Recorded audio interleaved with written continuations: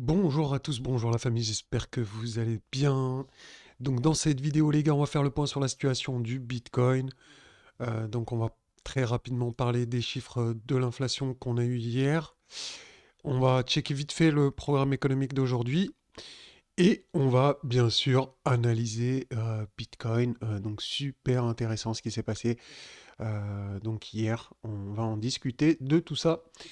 Et donc, je vais vous donner mon avis, etc., etc. Allez, donc c'est parti. Donc, je reviens ici sur le plus important. Donc, regardez, ici, on a eu 0,25 points d'augmentation. Donc, c'était ce qui était attendu par le marché. Et j'ai envie de vous dire que c'était un peu, j'ai l'impression, c'était un peu pipoté tout ça.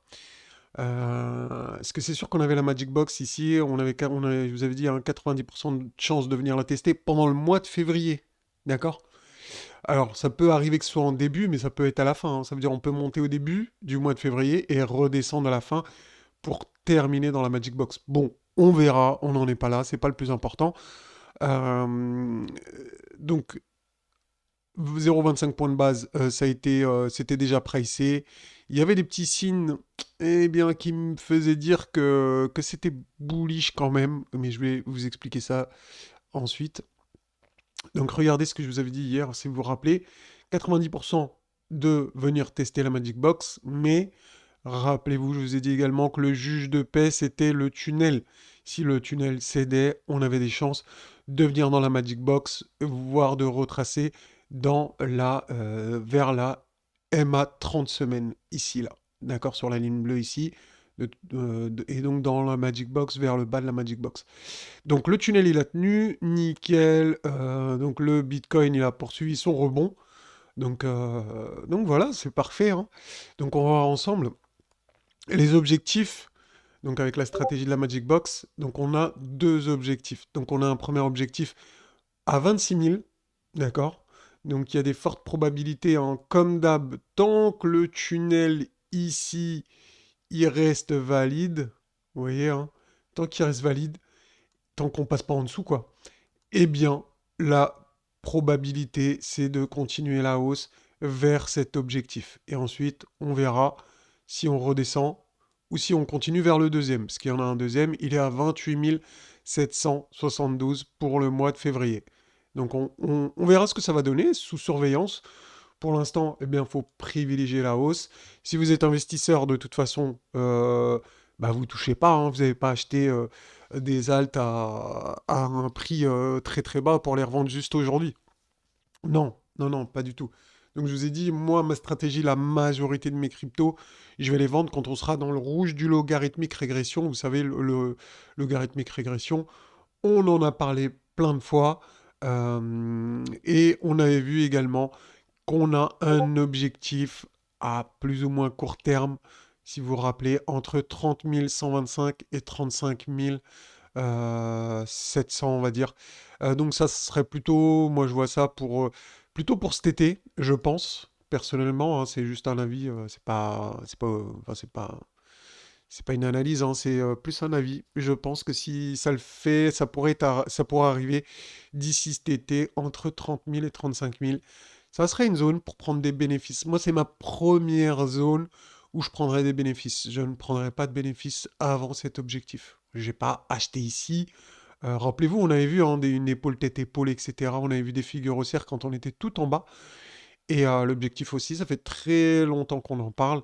On est passé au-dessus de la trendline logarithmique, ça aussi on en a parlé. Donc regardez, c'est propre quand même, hein, quand on regarde ça. On voit bien qu'on a stabilisé au-dessus. Moi, pour moi, l'objectif, il est clairement ici.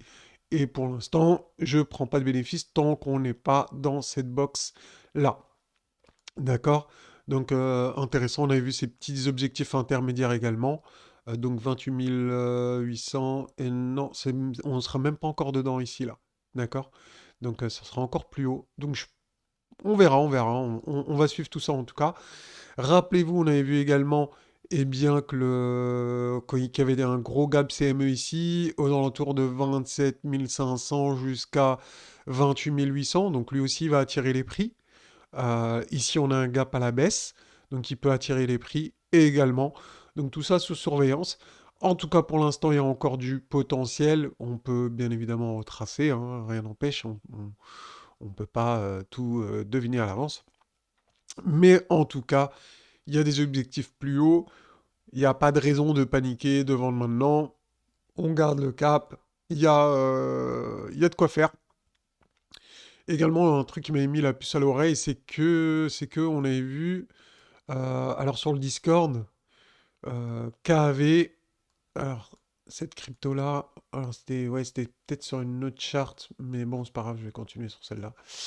Donc on avait vu en fait qu'il y avait une grosse divergence baissière cachée. Ici, ça c'est le RSI, une grosse divergence baissière cachée, les gars. Alors je vais vous expliquer ce que c'est qu'une divergence haussière cachée, c'est extrêmement puissant.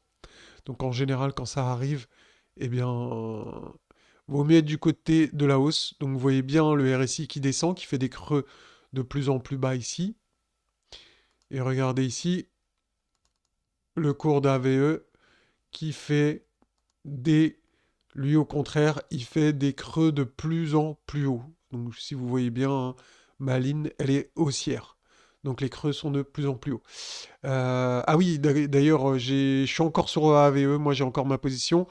Je suis à 82% ici, hein, que j'ai partagé sur le Discord. Euh, il y en a qui ont fait plus, qui ont mis plus de levier, j'étais juste en x8. Donc voilà, c'était un petit penalty assez simple.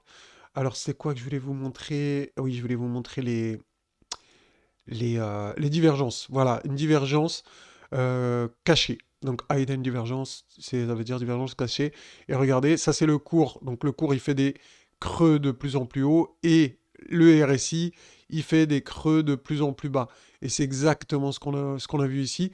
Et donc ça veut dire quoi? Ça veut dire qu'il y avait il y avait des gens qui étaient au courant, qui étaient en train d'accumuler ici comme des malades. Ils accumulaient, ils accumulaient.